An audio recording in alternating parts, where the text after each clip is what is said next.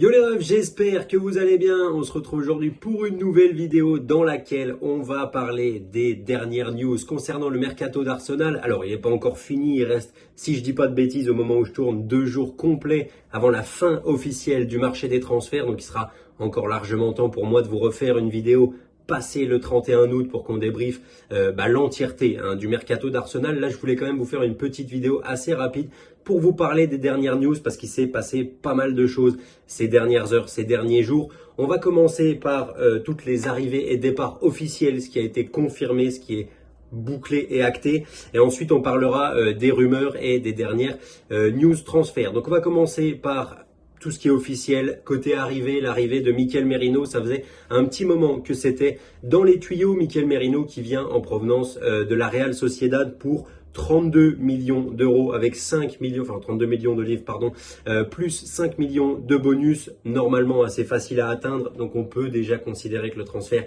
est évalué à 37 millions au total, contrat de 4 ans pour le joueur. Ça fait un moment que c'était dans les tuyaux, l'accord entre le joueur et le club, je crois que ça remonte même au mois de juillet. Ça a mis un petit moment à se faire, un petit moment à s'annoncer. Comme toujours avec Arsenal, j'ai envie de dire.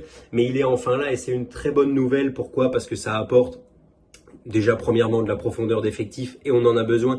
Et surtout, ça apporte quelque chose de différent à notre milieu de terrain. Mikel Merino, c'est un vrai 6. Un petit peu des 6 différents qu'on trouve en première ligue, qu'on a dans notre équipe. C'est pas du tout le même profil qu'un Thomas Partey. C'est un 6 qui est quand même bien plus à l'aise, ballon au pied pour relancer, faire la première rampe de lancement. Ça va surtout permettre à Declan Rice de jouer un petit peu plus haut sur le terrain. Et ça, c'est une très bonne nouvelle parce que pour moi, Declan Rice, il est injouable quand il joue dans un rôle de box-to-box, un numéro 8 qui défend, qui attaque.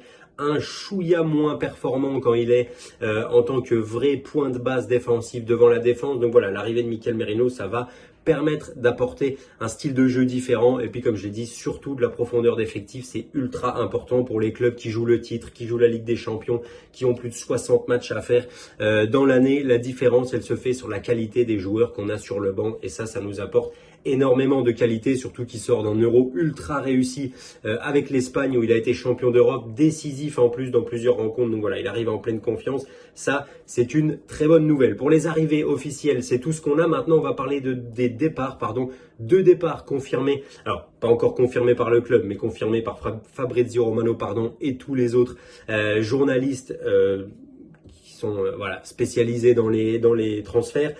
Premièrement, Eddie Nketiah qui va signer du côté de Crystal Palace, normalement contrat de 4 ans pour le joueur, 25 millions plus 5 millions de bonus, environ 30 millions, donc c'est bien, ça paye, on va dire que ça paye le transfert à peu de choses près de Mikel Merino. Alors, c'est encore un jeune de l'académie qui part, c'est encore un jeune qui avait le potentiel pour faire de bonnes choses dans cet effectif-là. Maintenant, comme je l'ai dit dans la toute première vidéo où j'avais parlé du mercato d'Arsenal au début de l'été, pour moi, c'est pas le genre de numéro 9 qui peut te porter vers un titre en première ligue. Il a pas le talent ou la qualité suffisante pour être un titulaire indiscutable, un buteur hors pair dans un club qui joue le titre en première ligue. C'est un joueur qui va toujours faire le taf quand il va rentrer, quand il aura des bouts de match, quand il jouera en coupe.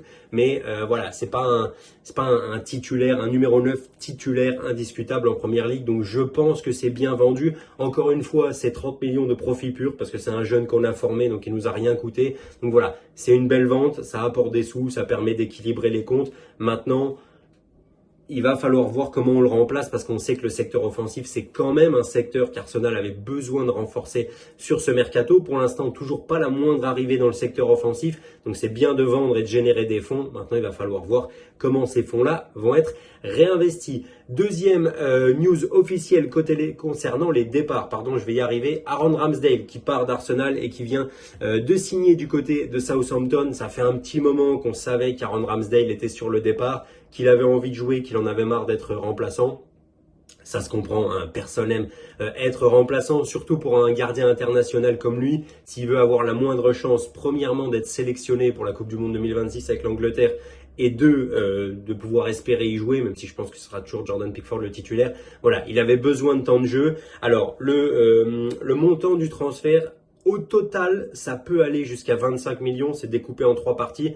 18 millions payés upfront en avance tout de suite, 1 million de plus si Southampton se maintient en première ligue, et si je vous dis pas de bêtises, 5 millions qui seront basés sur les performances du joueur. Donc on peut on peut croire que si Aaron Ramsdale performe bien et aide Southampton à se maintenir, Arsenal touchera les 25 millions complets du transfert. La durée du contrat du joueur, très honnêtement, je ne l'ai pas sous les yeux, donc je ne pourrais pas vous le dire.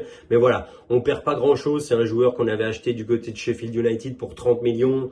Si le transfert est complet, on perdra que 5 millions, voilà, sur un mec qui a très peu joué la saison dernière, si ce n'est les matchs de coupe. Honnêtement, je trouve que c'est bien vendu.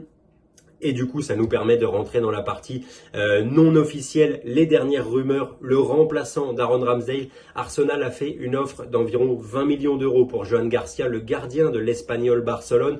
Le gardien et Arsenal se sont déjà mis d'accord sur les termes du contrat. Maintenant, il ne reste plus qu'à trouver un accord entre les deux clubs concernant le montant du transfert. L'Espagnol Barcelone ne veut rien entendre. Ils ne veulent pas lâcher le joueur en dessous des 30 millions d'euros montant de sa clause libératoire. Est-ce qu'Arsenal paiera les 30 millions d'un coup? Je sais pas, on est en train d'essayer. La première offre à 20 millions a été refusée par le club espagnol. Donc voilà, on va voir ce que ça va donner.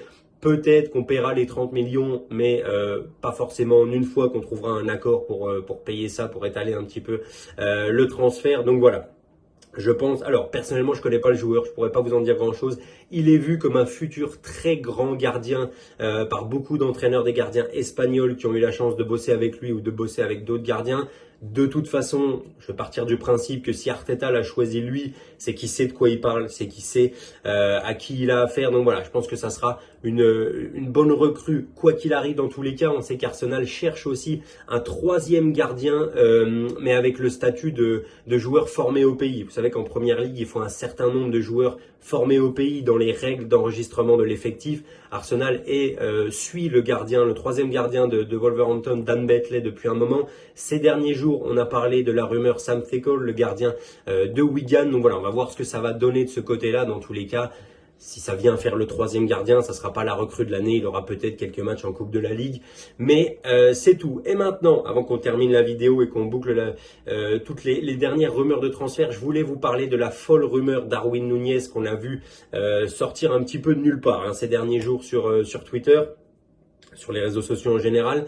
Un insider de Liverpool, un journaliste qui suit Liverpool, a officialisé le fait que Darwin Núñez voulait partir du club, pas content par rapport à son temps de jeu, à son implication dans l'attaque des Reds.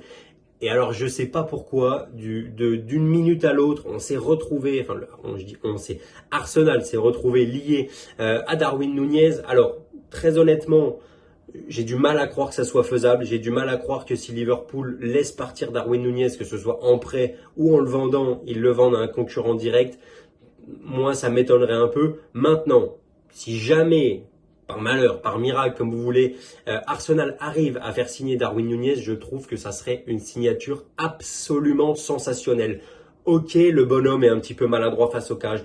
Ok, il y a des matchs où il va louper 6 face à face et derrière, sorti de nulle part, il va mettre un triplé.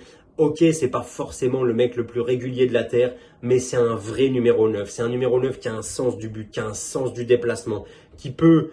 Alors, pas forcément au niveau d'un Havertz ou d'un Gabriel Jesus jouer dans les petits espaces en 1-2 en remise, mais voilà, c'est un joueur qui a plein de qualités qu'on n'a pas forcément dans l'effectif. Il est bon de la tête, ça peut toujours nous servir devant les buts.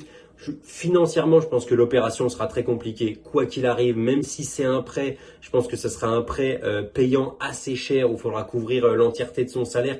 Alors, je crois qu'il n'est pas sur un salaire faramineux non plus.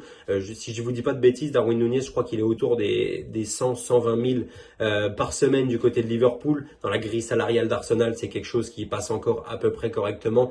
Maintenant, voilà, ça reste une rumeur. Je sais pas d'où elle est sortie en premier lieu. Le fait qu'il ait envie de partir de Liverpool, ça a été officialisé, ça a été acté. Maintenant, est-ce que ça sera le cas? Je vois quand même mal Liverpool s'en séparer à 2 jours de la fin du mercato, sachant qu'ils n'ont pas forcément de quoi le remplacer derrière. Donc voilà, c'était tout pour les dernières rumeurs, les dernières news officielles et non officielles concernant le mercato d'Arsenal. Les refs, on se retrouvera, comme je vous l'ai dit, probablement à la fin du mercato. Alors peut-être pas le lendemain vraiment, mais peut-être 1 ou 2 jours après pour débriefer l'entièreté du mercato d'Arsenal. Je vous dirai ce que j'en ai pensé, la note que je mets aux signatures au départ, etc.